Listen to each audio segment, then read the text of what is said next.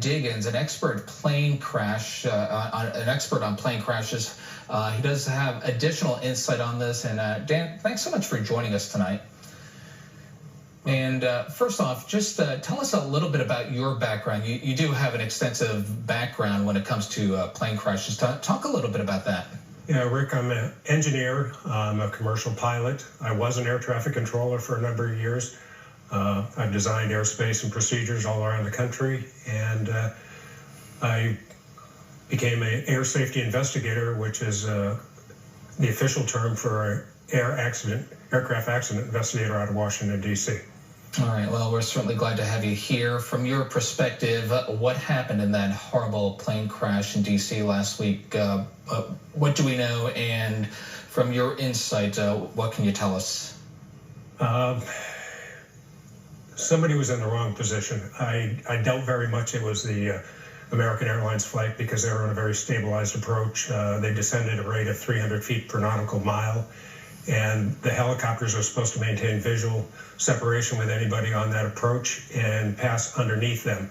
And that requires a helicopter to be right over the east edge of the Potomac River and to be 200 feet or lower altitude. And I don't think that occurred here. So I think what happened is they ended up being at the same place at the same time, and that's not supposed to happen. And with your expertise, how is a crash like this investigated? What happens with an investigation like this? We look at three main categories. We look at the machine, in this case the B-2 machines. We look at the environment, and the environment includes the procedures that the air traffic controllers follow, the procedures that the pilots follow, and then we also look at human factors. And it's the human factors. Do they implement those procedures correctly? Was everybody in good enough shape to operate in this environment, pilots and air traffic controllers? And we look at what the helicopter pilots were doing, because they were supposed to see and avoid the airplane. See and avoid airplanes is very difficult at night, and it's hard to recognize what an airplane, what kind of airplane it is at night. And if the pilots were wearing night vision goggles, that would make it even more difficult. And shortly after that, last week, the horrible plane crash in Philadelphia. What are your thoughts on this crash? It just seemed like a bizarre crash where it just plummeted straight down to the ground with a massive explosion.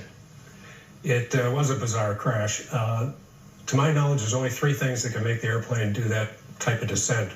Number one, structural failure of the tail, and then the fuselage becomes basically a missile. An aerodynamic stall, and that's either a stall of the wing, their tail, or both, and that just means they stop creating lift, or an intentional act.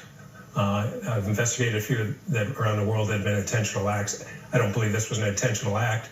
I don't know if the entire airplane arrived at the point of impact, but investigators will know that if they find the tail somewhere else, then that would indicate some type of catastrophic structural failure, which would make the airplane just nose over like that.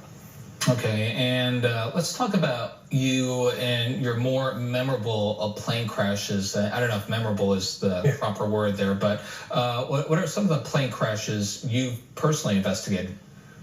The one that I learned so much about was the Space Shuttle Columbia when it disintegrated doing re-entry in 2003. I was asked to go down to Houston and to Kennedy Space Center and basically do the human factors or the organizational aspect of the investigation. I didn't know anything about space travel, but they taught me, and I learned how this thing works, how the shuttle works, and I was just absolutely amazed. As far as other accidents, more traditional type accidents with commercial airplanes, sometimes you find out things in an odd way. There was a crash in Lexington, Kentucky in 2006. Sunday morning.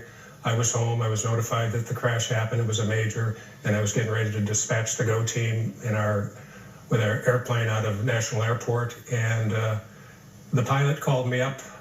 He says, "We can't take off because the airport's closed. Can you get the runway open, runway 22?" And I said, "Sure." So I called the air traffic manager in Lexington. I said, "Can you get that runway open?" He says, "Sure." And I said, "Can you put me in touch with the airport authority?" So I'm talking to the airport authority, And he says, "Now, who are you again?" And I said, "Well, I'm Dan Diggins from Washington, D.C. Accident Investigation. I need you to get runway 22 open because the GO team is on the way." And he said, "Well, I guess I can tell you." And he says, I said, "What?" And he said, "They took off runway 26. I said, "What do you mean they took off runway 26? How do you know that?" He said, "Well, I'm standing at the end of runway 26, and I see the tire marks, and at the end of the tire marks, there's an airplane burning." So that kind of changed the tone of the investigation at that point. And we're running out of time, but really quickly, what was it like doing this kind of work? It's an interesting job, very interesting. I have never done an investigation where I did not learn something. And I think all of us that do investigations, we learn something on every accident, and hopefully we make the system safer. All right. Well, Dan Diggins, we do appreciate your time. Thank you so much for joining us and providing us this valuable insight. We do appreciate it. You're welcome. Thank you for having me. All right. Coming up at 7:30, ABC's Perry Russell is in Washington to give us an update on both of these crashes. We'll have that in a few minutes. Right now, let me send it back over to Bob.